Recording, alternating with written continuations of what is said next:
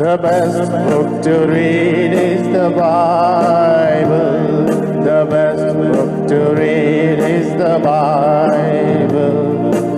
If you read it every day, it will help you all the way. Oh, the best book to read is the Bible. Dear brothers and sisters in the Lord, ప్రభునందు ప్రియమైన సహోదరి సహోదరులారా, today's verse for our meditation is taken from the book of 2 Corinthians chapter 9 verse 8. నేటి దిన ధ్యానం కొరకు కొరింథీయులకు రాసిన 2వ పత్రిక 9వ అధ్యాయం 8వ వచనం నుండి తీసుకొనబడింది. A fragment I am reading. ఇక్కడ ఆ మాట మాత్రం చదువుతున్నాను. God is able to make all grace abound toward you. దేవుడు మీ ఎడల సమస్త విధములైన కృపను విస్తరింప చేయగలడు. In today's words, Apostle Paul is mainly writing about the ministry of giving. నేటి దిన ఈ వచనంలో అపోస్తలుడైన పౌలు ప్రధానంగా ఇచ్చే విషయం గురించి మాట్లాడుతున్నాడు. When we think of our salvation, మన రక్షణ గురించి ఆలోచన చేస్తే we are not saved by good deeds, but we are saved to do good deeds. మంచి క్రియల వలన మనం రక్షించబడలేదు, కానీ మంచి పనులు చేయుట కొరకు రక్షింపబడ్డాం. After salvation, we are expected to do some good deeds. రక్షింపబడిన తర్వాత మనం మంచి క్రియలు చేయాలని కోరబడుతున్నాం. Through his abounding grace, God can enable each Christian to abound in generous deeds. కాబట్టి తన యొక్క సమస్త విధమైనటువంటి కృపను బట్టి దాతృత్వంగా ఇచ్చేవారుగా దేవుడు చేయగలడు. Lord said in Luke 6:38, లూకా సువార్త 6:38 ప్రభు చెప్పిన మాట, give and it shall be given unto you. ఇప్పుడే అప్పుడు మీకు ఇవ్వబడును. Giving is not something we do, but giving is something we are. ఇవ్వడం అనేది మనకి ఏదో ఉంది అని కాదు, కానీ మనం ఏమై ఉన్నామో అది ఇవ్వడం. Yes, our nature is giving. చూసారా, మన యొక్క నైజమే ఇవ్వడం. Giving is the way of life for a Christian who understands the grace of God. ఒక క్రైస్తవుడు దేవుని యొక్క కృపను అనుభవించిన అర్థం చేసుకున్న వాడైతే ఇవ్వడమే ఆయన కలిగి ఉంటాడు. The giving started with God himself. ఇవ్వడము అనేటువంటిది దేవుని యొద్ద నుండి ఆరంభించబడింది. The golden verse of the Bible, John 3:16 says, బైబిల్లో ఉన్నటువంటి సువర్ణమైన వచనం యోహాను సువార్త 3:16. For God so loved the world that he gave his only begotten son. దేవుడు లోకమును ఎంతో ప్రేమించి తన ఏకైక కుమారుని అనుగ్రహించాడు. Our motive of giving is not to get something in return. మనం ఇవ్వడంలోని ఉద్దేశాలు ఏదో దానికి బదులుగా మరలా మనం పొందాలి అనేది కాదు. In Acts 20:35 it is written, అపోస్తలుల కార్యములు 20:35 వచనంలో ఈ విధంగా రాయబడింది, it is more blessed to give than to receive. కాబట్టి పుచ్చుకొనుట కంటే ఇచ్చుట ధన్యము. Our giving must come from our heart. కాబట్టి మనం ఇచ్చేది హృదయములో నుండి రావాలి. God sees the motives behind our giving. చూడండి, మనం ఇస్తా ఉన్నామే దాని వెనకాల ఉన్న ఉద్దేశాలని దేవుడు గమనిస్తుంటాడు. Hear carefully. జాగ్రత్తగా వినండి. We must not be sad givers who give grudgingly.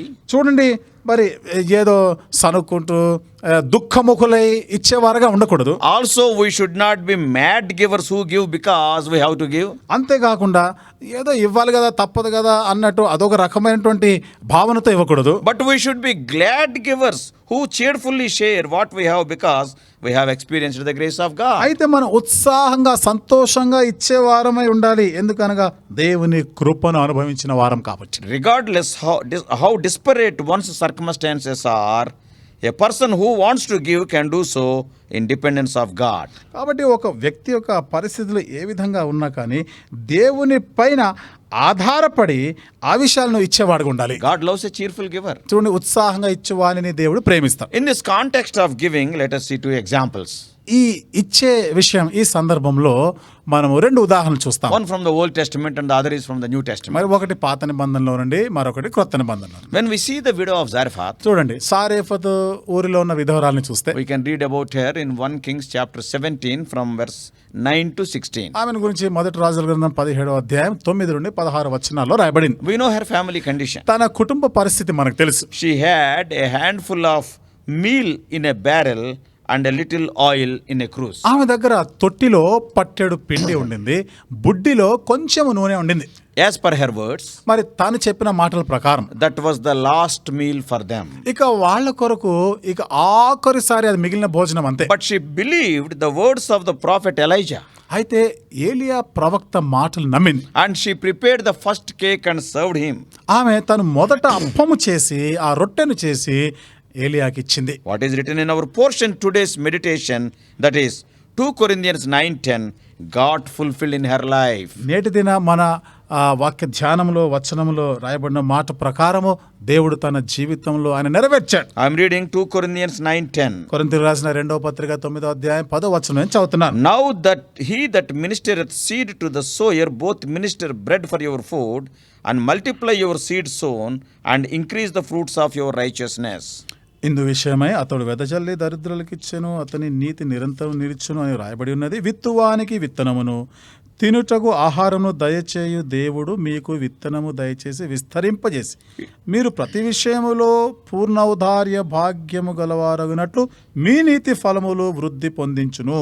It is said about the widow of Zarephath. సారెఫతు విధవరాలు గురించి చెప్పబడిన మాట When we read in 17:16 of 1 Kings. మొదటి రాజుల గ్రంథం 17వ అధ్యాయం 16వ వచనంలో చదివితే, And the barrel of meal wasted not, did the cruse of oil fail, according to the word of the Lord, which he spake by Elijah. 17:16. చూడండి, మొదటి రాజులు 17:16 యెహోవా ఏలియా ద్వారా సెలవిచ్చిన ప్రకారం తొట్టిలో ఉన్న పిండి తక్కువ కాలేదు, బుడ్డిలో ఉన్న నూనె అయిపోలేదు.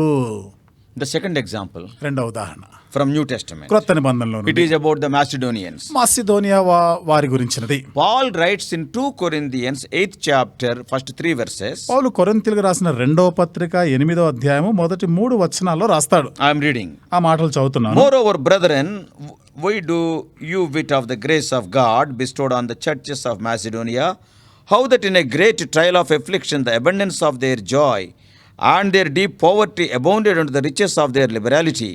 For to their power I bear record, yea, and beyond their power they were willing of themselves. సహోదరులారా, మాసిదోనియా సంఘములకు అనుగ్రహింపబడి ఉన్న దేవుని కృపను గూర్చి మీకు తెలియజేయుచున్నాము. ఎలాగనగా వారు బహుశ్రమ వలన పరీక్షింపబడగా అత్యధికముగా సంతోషించిరి, మరియు వారు నిరుపేదలైనను వారి దాతృత్వము బహుగా విస్తరించెను.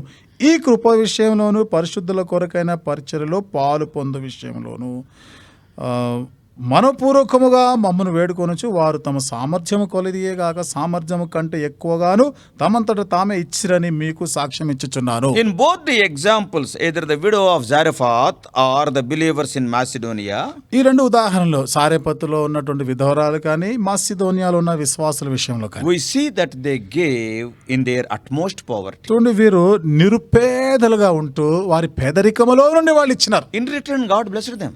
దానికి బదులుగా దేవుడు వారిని ఆశీర్వదించాడు. Therefore, let us be givers and help others, whether it is material help or spiritual help. కాబట్టి మనము ఇతరులకి సహాయం చేయవారమే ఉండాలి. అది వస్తురూపకమైన సహాయమైనా ఆత్మ సంబంధమైన సహాయమైనా. I want to give one more exhortation. మరొక హెచ్చరిక మీకు చేయాలనుకుంటున్నాను. While helping, we must have discernment. చూడండి, మనం ఇతరులకి సహాయం చేస్తూ ఉన్నప్పుడు మనకి విచక్షణ వివేచన ఉండాలి. First, we must think of the needs of the house of God. మొదటిదిగా దేవుని ఇంటిలో ఉన్న అక్కర్లు ఏమిటియో మనం చూడాలి. That must be our first priority. ఇది మొదటి ప్రాధాన్యతగా ఉండాలి. Then think of the needs of the household of faith. ఆ తర్వాత విశ్వాస గృహానికి చెందిన వారి అక్కర్ల గురించి ఆలోచన చేయాలి. When we help others, we must discern whether such help is to meet their wants or luxuries. చూడండి, మనం ఇతరులకి సహాయం చేస్తున్నప్పుడు మీరు జాగ్రత్తగా గమనించండి, ఆ చేసే సహాయం వారి అక్కర్లు తీర్చేదిగా ఉందా, లేకపోతే వారికి సుఖ విలాసాలకి అది ఉపయోగపడుతుందా? We can help with their basic needs like food and raiment, etc. ప్రాథమికమైనటువంటి అవసరతాలు తీర్చేవిగా వారికి భోజనము, వస్త్రాలు, అలాంటి అక్కర్లు మనం తీర్చగలిగి ఉండాలి. I have seen some people, నేను కొంతమందిని చూశాను, even from the household of faith, మరి విశ్వాస గృహానికి చెందిన వారి నుండి కూడా they ask for help for their luxuries, వారు అన్ని విలాసాలు భోగాల కొరకై సహాయం అడుగుతారు. like increasing their business వారి వ్యాపారాలు వృద్ధి చేసుకోవడానికి, or purchase of cars, లేకపోతే ఏదో కార్లు కొనుక్కోవాలని, or to perform posh the marriages of their children in a posh way. లేకపోతే వారి యొక్క పిల్లల వివాహాలు ఎంతో వైభవంగా ఘనంగా జరిపించుకోవాలని అడుగుతారు. When they are not having money, is it needed to do like that by taking loans? మరి వారి దగ్గర డబ్బు లేనప్పుడు అప్పు చేసి అంత ఆడంబరంగా చేయవలసిన అవసరం ఉందా? Is it necessary to take gifts freely from other people? ఇతరుల యొద్ద ఉచితముగా బహుమానాలు తీసుకునే అవసరం ఉందా? I tell you, for such you need not give. అట్లాంటి వారికి నీవు ఇవ్వవలసిన అవసరం లేదని చెప్తున్నా. Another important thing to bear in mind is, చూడండి, మరొక ప్రాముఖ్యమైన విషయం, అది నీ మనసులో ఉండాలి. though it is not the primary thing, but such benevolence, such love are meeting their need must preferably open door for ministry. ఇది ప్రాథమికమైనది కాకపోయినా కానీ చూడండి, అది సేవా పరిచర్య కొరకి మరి అది ద్వారం తెరిచేదానికి ఉపయోగకరమైనదిగా ఉండాలి. అది నీ ప్రేమపూర్వకమైనదే ఉండాలి. When you help somebody, చూడండి, ఎవరికైనా నువ్వు సహాయం చేస్తున్నప్పుడు help must give room for you to share the gospel also. ఆ సహాయము నీవు వారితో సువార్తని పంచుకునేడానికి కొంత నీకు ఉపయోగకరమైనదిగా ఉండాలి. Because what you are giving is not your own, God has given to you. ఎందుకనగా నువ్వు ఏదైతే ఇస్తున్నావో అది నీ సొంతది కాదు, దేవుడిచ్చిన దానిలో నుండి ఇస్తున్నావు. God given resources must be used for his glory. దేవుడిచ్చినటువంటి వనరులు దేవుని మహిమ కొరకే ఉపయోగించాలి. Always we must have eternal interests in mind. ఎప్పుడు కూడా నిత్యమైనటువంటి విషయాలే మనసులో ఉండాలి. Some people give money to beggars. కొంతమంది చూడండి, ఈ అడుక్కునే వారికి భిక్షగాళ్ళకి ఇస్తారు, డబ్బులు ఇస్తారు. But later the same beggars use that money to satisfy their smoking or drinking etc. habits. తర్వాత మనం చూస్తే ఆ అడుక్కున్న వాడు ఏం చేస్తాడంటే, నువ్వు ఇచ్చిన దాంతో పొగ త్రాగుతుంటాడు, వాడు లేకపోతే మద్యం సేవిస్తాడు, ఇలాంటి దురలవాట్లు వస్తూ ఉంటాయి. In such situations we must use our discernment or discretion. కాబట్టి ఇలాంటి పరిస్థితిలో నువ్వు కొంచెం వివేకము, విచక్షణ నీకు ఉండాలి. God must be glorified through your ministry of giving. కాబట్టి నీవు ఇచ్చేటువంటి ఈ పరిచర్య చేస్తున్నా దాని ద్వారా దేవుని నామాన్ని మహిమ కలిగేటట్లు ఉండాలి. So I want to put in this fashion. కాబట్టి ఈ విధంగా నేను చెప్తాను దాన్ని. May God help us to be cheerful givers at the same time using the God given discretion. మనము ఉత్సాహంగా ఇచ్చేవారమై ఉండాలి. అదే సమయంలో దేవుని చేత నీకు ఆ వివేకము, విచక్షణ అనుగ్రహించబడిన వారమే నువ్వు ఇచ్చేవాడు. I have seen in my own life. నా సొంత జీవితంలో చూశాను. Some people only to satisfy their luxuries they will ask. కొంతమంది కేవలం వారి విలాసాల కొరకు, వారి భోగాల కొరకు, అంటే వారి సుఖమును తీర్చుకోవడానికి వాళ్ళు అడుగుతూ ఉంటారు. And they will have a wrong motive also. అంతేగా దానికి కొంచెం తప్పుడు అభిప్రాయాలు ఉంటాయి వాళ్ళకి. I am getting freely. ఉచితంగా వస్తుంది కదా. Oh, if I put a sad face before them, they will give. కాబట్టి నేను కొంచెం ఏడుపు మొహం పెడితే, విచారంగా దిగులుగా ఉన్నట్టు మొహం పెడితే వాళ్ళు ఇచ్చేస్తారు. Don't be deceived. మోసపోవద్దు. For what purpose you are giving? Because what you are giving is God given thing to you. దేని కొరకు నువ్వు ఇస్తున్నావు, ఏమి ఇస్తున్నావు తెలుసా? దేవుడు నీకు ఇచ్చిన దాన్ని నువ్వు వాళ్ళకి ఇస్తున్నావు. So you must be very careful. అందుకని ఇక్కడ జాగ్రత్తగా ఉండాలి. Don't give to satisfy the luxuries of people. God also will not give anything to satisfy our luxuries. God will give to satisfy our wants and necessities. కాబట్టి ప్రియులారా, వారు ఏదో సుఖభోగాల కొరకై నువ్వు వాళ్ళకి ఇవ్వద్దు. దేవుడు నీకు ఇచ్చినప్పుడు కూడా సుఖభోగాలు అనుభవించడానికి కాదు, నీ అవసరత, నీ అక్కలు తీర్చడానికి ఇస్తున్నాడు దేవుడు. Some people will say, కొంతమంది అంటారు, oh, anyhow I am giving, brother. It is up to them how they are spending. They are answerable to God. ఏదో అన్నా నేను ఇచ్చేదేదో ఇస్తున్నాను, ఇక అది వాళ్ళు దేవునికి జవాబుదారీలు, వాళ్ళు ఎట్లా ఉపయోగిస్తారనేది వాళ్ళు దేవునికి లెక్క చెప్పుకుంటారులే. Right. కాదు, అది సరైనది కాదు. Why? ఎందుకంటారు? You are also responsible to whom you are giving. ఎవరికి ఎట్లాంటి వారికి ఇస్తున్నావో నీవు కూడా జవాబుదారివే. And the other fellow is having a wrong mind in taking from you. What account he will give to God is already in the wrong stage. అవతల వ్యక్తి తప్పుడు ఉద్దేశాలతో తీసుకుంటున్నాడే, అతను ఏమి జవాబిస్తాడు? అతను కూడా తప్పులో ఉన్నాడు కదా. Then what answer he will give? ఏం జవాబు చెప్తాడంటారు? God will ask you. దేవుడు నిన్ను అడుగుతాడు. You and I have to give account for our time, not only time, our treasures also. కాబట్టి నీవు నేను కూడా మనకు అనుగ్రహించబడిన సమయానికి, సమయం ఒకటే కాదు, మన దగ్గర ఉన్న డబ్బు, దీనికి కూడా లెక్క చెప్పాలి. Yes, how we are using. ఏ విధంగా మనం ఉపయోగిస్తున్నాం. With use discernment, discretion and give to the right person to meet their basic needs. కాబట్టి నువ్వు కొంచెం వివేచన, విచక్షణతో కూడా వారికి నువ్వు ఇవ్వాలి. ఏదైనా ఇచ్చేది ఉంటే అది కూడా ప్రాథమికమైనటువంటి అవసరతలు వారికి తీర్చబడేటట్లుగా, ఉపయోగకరంగా ఉండేటట్లు ఇవ్వాలి. May God help you. దేవుడు నీకు సహాయం చేయను గాక. At the end of every message, we have uploaded some slides. ప్రతి వర్తమానం యొక్క చివరిలో కొన్ని స్లైడ్స్ మేము పెడుతున్నాము. Don't forget to go through those slides. మరి ఆ స్లైడ్స్ దయచేసి మర్చిపోకుండా చూడండి.